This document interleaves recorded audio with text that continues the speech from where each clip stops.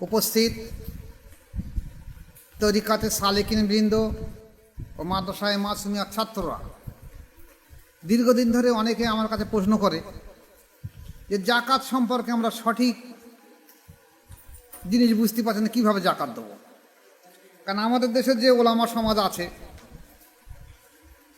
কোনো কোনো ওলামা এমন কথা বলছে যে 7.5 ভরি সোনা থাকলে তাকে জাকাত দিতে হবে, কেউ বলছে 52.5 ভরি রূপো থাকলে তাকে জাকাত দিতে হবে। এইগুলোকে নিয়ে এক জায়গায় করে সামঞ্জস্য করে কিভাবে জাকাত দেওয়া হবে, এটাই আজ পর্যন্ত ওলামা সমাজ সঠিকভাবে এক জায়গায় মূল্যায়ন করে দাঁড়াতে পারল না। যেমন কোরআন শরীফে এসে আকিমুস সালাতা ওয়া আতুজ যাকাত, নামাজ কায়েম করো এবং জাকাত দাও। তাহলে নামাজের সঙ্গে জাকাতের কি সম্পর্ক? নামাজ তো আল্লাহ পাকের সঙ্গে প্রেম, দিদারে ইলাহি, তাতে জাকাতের কি সম্পর্ক? আল্লাহ পাক কেন আকিমুস সালাতা ওয়া আতুজ যাকাত নামাজের সঙ্গে জাকাত সম্পর্ক করে দিল? উদ্দেশ্য হলো এই যে একটা মানুষ জীবনে কোনো সময় দিদারে ইলাহি পাবে না যদি তার কামনা বাসনা থেকে মুক্ত না হয়। আর কামনা বাসনার যে অবস্থা হলো 5 ইন্দ্রিয়, মানুষের 5টা ইন্দ্রিয় আছে, চোখ, কান, নাক, জিভ, ত্বক। 6টা রিপু আছে, কাম, ক্রোধ, লোভ, মোহ, মদ, মাৎসর্য। এই 5টা ইন্দ্রিয় আর 6টা রিপুর মাধ্যম দিয়ে একটা মানুষ তার নফসের গাড্ডায় পড়ে যায়। ফলে দুনিয়ায় তার লোভ, মায়া, মমতা, মোহ এসে যায়। এই দুনিয়ার পয়সা সে আর হারাতে চায় না। রাসূল পাক সাল্লাল্লাহু আলাইহি ওয়াসাল্লাম বলছেন, দেখো একটা মানুষকে যদি দুনিয়ার ধনসম্পত্তি দিয়ে দেওয়া হয়, সে হাত বাড়িয়ে দেখবে আর একটা দুনিয়ার মতন ধনসম্পত্তি আমি পাবো কিনা। মানুষের এত পরিমাণ লোভ, সীমাহীন লোভ। তা সেই জায়গায় থেকে এই মানুষকে আল্লাহ প্রেমিক বানানো, আল্লাহর প্রিয় করা, দিদারে ইলাহি করা, আল্লাহর সঙ্গে পরিচয় করতে গেলে তাকে এই মোহ থেকে মুক্ত হতে হবে। তাই বলা হয় যে যদি নামাজ শুধু কায়েম করতে গেলে যদি তুমি এর থেকে মুক্ত না হও, তোমার নামাজ জীবনে কোনো সময় পরিপূর্ণতা আসবে না। তাই আকিমুস সালাতা ওয়া আতুজ যাকাত, নামাজের সঙ্গে সঙ্গে জাকাতের সম্পর্ক এসেছে। অথচ আমরা জাকাত সম্পর্কে ওয়াকিবল নই। জাকাত সম্পর্কে আমরা দীর্ঘদিন ধরে সাধনা করেছি কিভাবে কি করা যাবে। যেটা আমি আমার একটা হ্যান্ডবিল লিফলেট দিয়ে দিছি খানকায়ে মোজাদ্দেদিয়া পূর্ব কাঠালিয়া দরবার শরীফ হইতে, জাকাতের পয়গাম বা হিসেব পত্র। কারণ অনেক ওলামার ধারণা হলো এবং সমাজে কথা বলে থাকে যে 7.5 ভরি সোনা না তাহলে তার জাকাত হবে না। কাহার বক্তব্য 52 ভরি রূপো না তাহলে তার জাকাত হবে না। কিন্তু এটা যে সামঞ্জস্য কিভাবে করবো বললাম আজ পর্যন্ত করতে পারলো না। তাই বাদ দিয়ে আমি হ্যান্ডবিল আর লিফলেটের মাধ্যম দিয়ে দিছি। এতে লিখে দেওয়া হয়েছে যে প্রিয় বৎস বা সালেক, এটা রমজান মাস, এই মাসের গুরুত্ব অত্যধিক। আল্লাহ পাক কালাম পাকে বলে আছেন যে রমজান মাসের গুরুত্ব অন্য মাসের থেকে বেশি। এ মাসে মানুষের চারিত্রিক শুদ্ধতা দ্রুত বা ভালোভাবে যাহাতে হইতে পারে, সে কারণে আল্লাহ পাক শয়তানকে একটি মাসের লোহার শৃঙ্খলে বেঁধে রাখেন। এছাড়াও বলা হয়েছে যে রমজানের রোজার সওয়াব আল্লাহ পাক নিজ হাতে দেবেন এবং এ মাসের নফল ইবাদতের সওয়াব 70 থেকে 700 গুণ বেশি।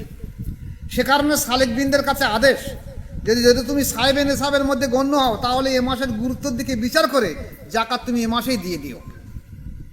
এখন জাকাত ফরজ হওয়ার শর্তটা কি বলা হয়েছে? 7.5 ভরি সোনা, ভালো করে খেয়াল করে নিয়ে নেবে। 7.5 ভরি সোনা বা 52.5 ভরি রূপো বা ওই পরিমাণ টাকা বা সোনা, রূপো, ব্যবসার মালামাল, ব্যবসায়িক দ্রব্য সমস্ত মিলে যদি 52.5 ভরি রূপোর মূল্যের সমান হয়, তাহলে ওই ব্যক্তির উপর জাকাত ফরজ হবে। আমি বোঝাতে পারলাম? সোনা, রূপো, ব্যবসার মালামাল, ব্যাংকের গচ্ছিত টাকা পয়সা, নগদ টাকা, সমস্ত কিছু মিলে যদি দেনা বাদে 52.5 ভরি রূপোর বরিবার টাকা আপনার কাছে থাকে, তাহলে আপনার পক্ষে জাকাত ফরজ, নতুবা নয়। এখন আসুন আমরা জাকাত কোথায় দিয়ে দেব। জাকাতের সম্পর্কে কোরআন শরীফে 8টা খাতে দেওয়ার কথা বলা হয়েছে। 8 জন ব্যক্তিকে জাকাত দেওয়ার কথা বলা হয়েছে। তার প্রথম ব্যক্তি হলো ফকির। আমাদের দেশে যেগুলো হাত পাতে ওরা ফকির নয়, ওরা মিসকিন, ওরা ভিখারি।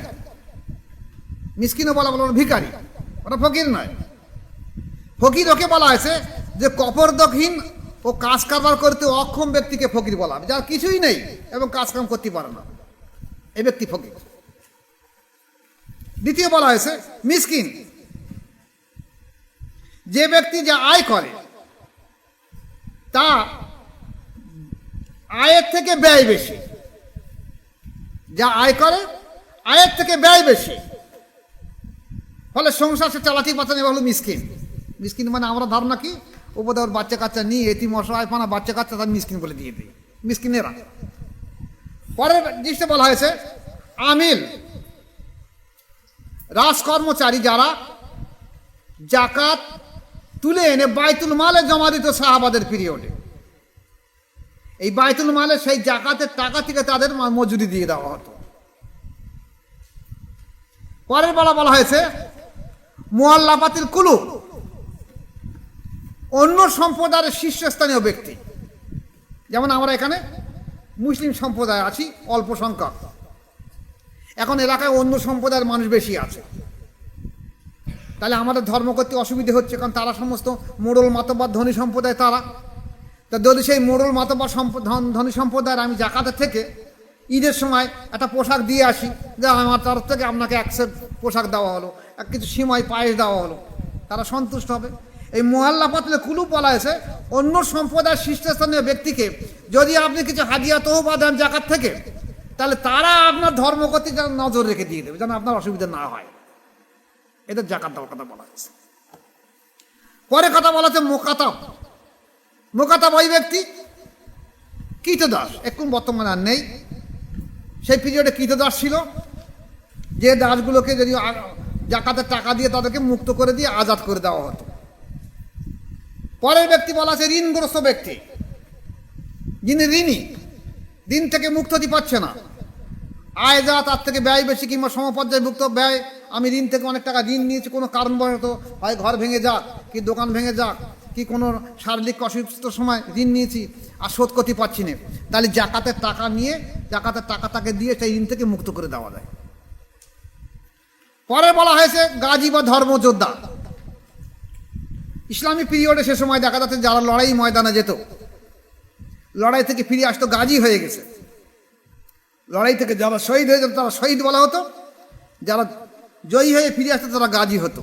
তা গাজী উপাধি পেতে গেলে দেখা যাচ্ছে লড়াইয়ের মধ্যে কেউ একটা হাত হারিয়েছে, কেউ একটা মাথায় কোপ খেয়েছে, কেউ একটা পিঠে কোপ খেয়েছে, তাহলে দেখা যাচ্ছে সে অসুস্থ অসহায়, তাহলে আপনি যদি বাইতুল ফান্ড থেকে জাকাতের টাকা থেকে তাকে দেন, তাহলে তার সচ্ছলতা আসবে। এরপরে বলা আছে মুসাফির,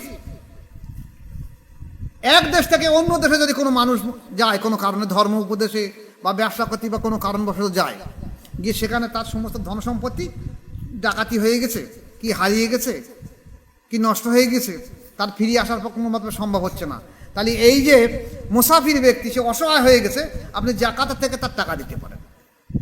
এই 8টা খাতের মধ্যে জাকাতের দেওয়া বৈধ করা বলা হয়েছে।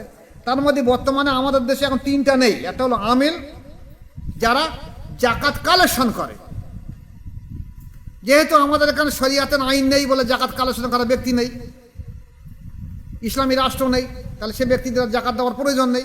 দ্বিতীয় হলো মুআল্লাফাতুল কুলুব, এরা যদি প্রয়োজন পড়ে তাহলে সেখানে দিতে পারবে, না হয়তো দেওয়ার দরকার নেই।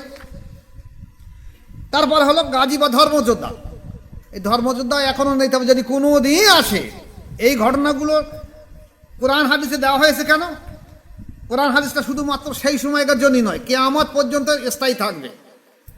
যদি জীবনে কোনোদিন তেমন প্রয়োজন পড়ে এগুলো আসতে পারে, তাহলে সে যেন দলিল যদি না থাকে তখন মানুষ বলবে দলিল নেই। এই জন্য কোরআন হাদিসের দলিল দেওয়া হয়, তাহলে সে সময় দিতে পারবে। এখন জাকাত কিভাবে দেওয়া হবে, আমরা চিন্তা ভাবনা করে একটা জায়গায় এসেছি। যদি একটা মানুষ সরাসরি জাকাত দিয়ে দেয়, তাহলে তার ভিতরে রিয়া আসতে পারে, কারণ সে হাত পেতে দিয়ে দিচ্ছে, একজন হাত পেতে নিচ্ছে, যে নিচ্ছে সে যেন ছোট হয়ে নিচ্ছে। তাই সে সময় সাহাবাদের পিরিয়ডে জাকাতের টাকাগুলো সমস্ত কালেকশন করে এনে বাইতুল মালে জমা দেওয়া হতো, আর বাইতুল মাল থেকে ভাগ বন্টন হতো। আজকে তো আমাদের দেশের বাইতুল মাল নেই।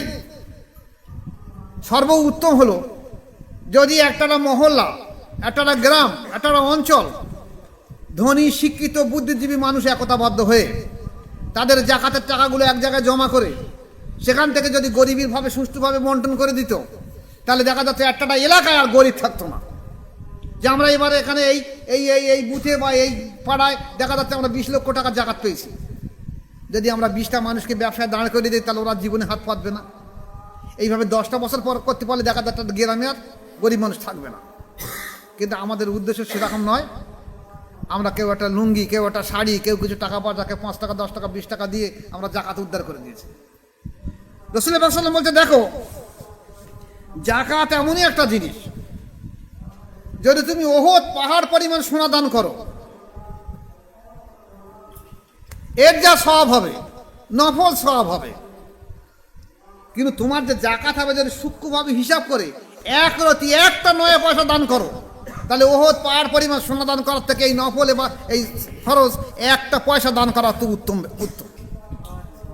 এই জন্য জাকাত সুষ্ঠুভাবে হিসেব করে দিতে হবে, কোনো রকম বেহিসেবি জাকাতে আসবে না। এখন আমাদের একটা মজার প্রশ্ন আসে যে সোনার দাম, সোনা আর রূপোর দাম খুব দ্রুত অল্প সময়ের মধ্যে খুব দাম বেড়ে গেছে, খুব দাম বেড়ে গেছে। ফলে একটা মানুষ, গরিব মানুষ দেখা তার বাড়ি 3 ভরি 4 ভরি 5 ভরি গহনা আছে, এখন 1 ভরি সোনার দাম 1,60,000 70,000 টাকা। তার বাড়ি যদি 3-4 ভরি সোনা থাকে তার পক্ষে বিরাট কষ্টসাধ্য হয়েছে জাকাত দেওয়া, তবু তাকে জাকাত দিতে হবে। এর মধ্যে আল্লাহ পাক ভালাই রেখে দিয়েছে। যদি আপনি জাকাত না দেন তাহলে আপনার এই নামাজের মধ্যে কোনো রকম কবুলিয়াত আসবে না জীবনে। কারণ আল্লাহ পাক 82 জায়গায় আকিমুস সালাতা ওয়াতুজ যাকাত বলে দিয়েছে। নামাজ যেমন কায়েম কর তেমন জাকাত দিয়ে দাও, এবং সূক্ষ্ম সূক্ষ্ম হিসেবে করে। এখন আসুন, বর্তমান সোনা আজকের দাম হলো 1,61,000 টাকা। তাহলে আপনি কি 1,61,000 টাকা ধরে আপনার বাড়ি ধরুন 1 ভরি সোনা আজকাল জাকাত দেবেন, হিসেব করবেন না? সোনার দাম 1,61,000 টাকা ভরি, কিন্তু আপনার যে গহনা আছে এই গহনার সোনা কিন্তু 1,61,000 টাকা ভরি নয়। দেখবেন খবর কাগজে দেওয়া হয় খাঁটি সোনা ভরি 1,61,000 টাকা, আর গহনার সোনার দাম আবার 10,000 15,000 20,000 টাকা কম আছে। কারণ গহনার সোনায় খাত থাকে, অনেক সময় ব্যবহার করতে করতে কিছু কমে যায়। তা সেই হিসেবে আপনি কি যখন জাকাত দেবেন তখন আপনার বাড়ি যে সোনা থাকবে সোনাদার শেখরার কাছে গিয়ে দেখে নেবেন যে ভাই এটা খাত কতটা আছে, আর গহনার সোনার দাম কত হবে। এই আজকের একজন জিজ্ঞেস করছে, নিয়ে বলে জিজ্ঞেস করছিল, গহনা সোনা এসছে। আমি বললাম সোনা বর্তমান সোনার দাম এই আর গহনার সোনার দাম এই, আপনি কোনভাবে দেবেন? যেটা আমার গহনা থাকে গহনার সোনা দিতে হবে। কারণ সোনার দাম দেখা যায় সোনার বিস্কুট পাওয়া যায়, সোনার দলা পাওয়া যায়, তার সঠিক 1,61,000 টাকা হবে ভরি। কিন্তু এটা তো গহনার সোনা, ও তো খাদ দিতে হয়, তৈরি করতে হয়, তারপরও ক্ষয় আছে।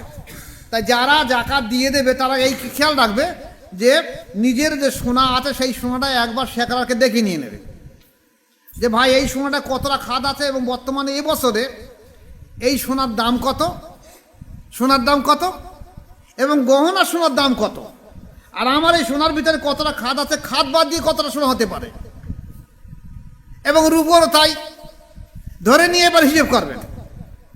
কারণ আল্লাহ রাসূল সাল্লাল্লাহু আলাইহি ওয়াসাল্লামের হাদিসের দিকে তাকাবেন যে এক রতি পরিমাণ মানে একটা পয়সা বা একটা টাকা পরিমাণ যদি ফরজ এই জাকাত দেওয়া হয় তাহলে ওহদ পাহাড় পরিমাণ নফল দান করার থেকে এটা উত্তম দাম। তাহলে চেষ্টা করবেন জাকাতটা এইভাবে দেওয়ার জন্য। আর প্রত্যেকে নিয়ত রাখবেন যে আমার জাকাতের উদ্দেশ্য হলো যে কোনো একটা সৎ কাজে লাগানো। জাকাত সব কাজে লাগানো যায়। যেমন দেখা যাচ্ছে কোনো একটা মাদ্রাসা আছে, সেখানে এতিম ছাত্র আছে বা অনেক গরিব ছাত্র আছে। এই সময় এই ছাত্ররা, এই এতিমরা এরা পড়াশুনো করতে পারতো না, হয়তো কারু কাছে মাঠে কাজ করতো, কি কোনো জন্মেন্দারি করতো, কিংবা কোনো দোকানে থাকতো, হাতে কাজ করতো। কিন্তু আমরা যদি জাকাতের টাকা দিয়ে সেই শিক্ষকের কাছে দিয়ে দেই যে আপনি এই ছাত্রগুলোর দায়িত্ব জিম্মাদারি নিয়ে নেন, আমি মাদ্রাসায় টাকা দেবো না, আমি এই শিক্ষকের কাছে দিয়ে দেবো যে আমার এই 5টা ছাত্র, আমাকে 10টা ছাত্র আপনার এতিম আছে, এই 10টা ছাত্রের 1 বছরের খরচ, এই খরচ লাগে, আমি এই টাকাটা দিয়েছি, আপনি এই 10টা ছাত্রকে নিয়ে আপনার 1টা বছর সংসার চালিয়ে দেন। তাহলে ওই ছাত্র আর পরবর্তীকালে অন্য জায়গায় গিয়ে হাতও পাতবে না, ওই এখন পড়াটা সুষ্ঠুভাবে করতে পারবে। তাই গরিব তালবেলেন বা এতিম তাদেরকে দেওয়া শরিয়াতে, যদিও এতে নেই তবু শরিয়াতে তাকে বৈধ করা হয়েছে এবং ফতোয়ায়ও তাই লেখা হয়েছে। কারণ এমন একটা সময় দেখা গেছে, এটা সর্বাঙ্গীন সময় থাকবে, যেমন একটা জায়গায় একটা মাদ্রাসা প্রতিষ্ঠা করা হয়েছে, সেখানে অনেক গরিব এতিম অসহায় ছাত্ররা রয়েছে, কিন্তু তারা কোনো মতে মাদ্রাসাটা চালাতে পারছে না। যদি সেই এলাকার মানুষ যদি কিছু জাকাতের টাকা সেখানে দিয়ে দেয়, এই গরিব ছাত্রগুলো মানুষ হতে পারে। তার মানে এই নয় যে জাকাত কালেকশন করে একটা মাদ্রাসা কোটি কোটি টাকার মালিক হয়ে গেছে, কোটি কোটি টাকার মালিক হয়ে দেখা যাচ্ছে সে বহাল তরিবাতে রয়েছে। এটা কোনো মতে বৈধ নয়। জাকাত সুষ্ঠুভাবে যেমন দেওয়া দিতে হবে, তেমনি সুষ্ঠুভাবে বন্টনও করে দিতে হবে। জাকাত সুষ্ঠুভাবে বন্টন করতে পারলে এই বিশ্বের মধ্যে মুসলিমদের মধ্যে দারিদ্রতা থাকবে না এবং সৌভাতৃত্বের অবস্থা ঘটে উঠবে, সবাই সমান হয়ে উঠবে। ধনী থাকবে নিশ্চয়ই, গরিব থাকবে নিশ্চয়ই, তার মধ্যে একটা সমতা এসে বাধা হয়ে যাবে। এইটা হলো জাকাতের মুখ্য উদ্দেশ্য। আর যদি তাই না হয়ে থাকে, তো জাকাতের মুখ্য উদ্দেশ্য জীবনে আমরা সফলতা অর্জন করতে পারবো না। আমি জাকাত দেবো, গরিব গরিব থাকবে, ধনী ধনী থাকবে। এরপরে আমি আমার এখানে বাইতুল ফান্ড করে তৈরি করেছি। বাইতুল ফান্ডে আমরা জাকাতের চেষ্টা এইভাবে করেছি যে চেষ্টা করবে প্রত্যেকে জাকাত এলাকায় দিতে। বাইতুল ফান্ডে তোমার যত পরিমাণ সামর্থ্য কিছু দিয়ে দেবে, বাকি টাকাগুলো তোমরা এলাকার মুরিদরা এক জায়গায় বসে জাকাতের টাকাগুলো নিয়ে এলাকার মধ্যে কার কার কিভাবে দিলে হয় গোপনে দিয়ে দেবে। কারণ সাহাবা পিরিয়ডে বা তাবিন পিরিয়ডে জাকাত কিভাবে দেওয়া হতো, তারা জাকাত দিলে যদি রিয়া আসে, অহংকার আসবে বলে, সেই তাবিন পিরিয়ড তারা কি করতো, রাতির অন্ধকারে, তখন তো কাঁচা কয়েন ছিল, সোনার টাকা রূপোর টাকা, ওরা ওই তহবিলে মুড়িয়ে নিয়ে রেখে দিত। আর রাতের অন্ধকারে কোনো ব্যক্তি যদি গরিব থাকতো, তার বেড়া গলিয়ে তার ভিতরে তহবিল ফেলে দিয়ে ছুটে পালাতো, যেন না জানতে পারে যে জাকাত কে দিয়েছে, কোথা থেকে এসেছে। ওরা মনে করতো আল্লাহর দান এসেছে, তাই তারা নিয়ে নিত। যদি কেউ বলে জাকাত, অনেকে মানুষের আত্মসম্মান আছে যে আমি জাকাত নেবো না, আল্লাহর দান হিসেবে তারা নিত। এবং এরাও দিত যেন আমার না জানতে পারে। রাসূল পাক সাল্লাল্লাহু আলাইহি ওয়াসাল্লামের হাদিস হলো যে তুমি ডান হাত দাও যেন বাম হাত না জানতে পারে, যেন রিয়া আসতে পারে লোকের কাছে যে আমি জাকাত দিচ্ছি দেখো। এই জন্য গোপনে জাকাতের কথা বলা হয়েছে। তবুও এমন বিধান এসেছে শরিয়াতে, যদি মনে করা হয় যে এলাকার মানুষ জাকাত ঠিক মতন দিচ্ছে না, তখন সেখানে মানুষকে দেখানোর জন্যে, যদি আপনার রিয়া না আসে, অহংকার না আসে, যদি আপনার নফসের ইসলাহ হয়, নফসে মুতমাইন্না হয়, তাহলে মানুষের লোকের দেখিয়ে মানুষের সামনে প্রকাশ্যে জাকাত দিয়ে দেবেন। কারণ আপনার দেখে আরো 5টা মানুষ শিখবে। যদি আপনার রিয়া না আসে, আর যদি রিয়া আসার সম্ভাবনা থাকে যে আমার রিয়া আসতে পারে, তাহলে আপনি গোপনে জাকাত দিয়ে দেবেন। শুধু দান না, জাকাত ফেতা সব গোপনে করে দিয়ে দেবেন।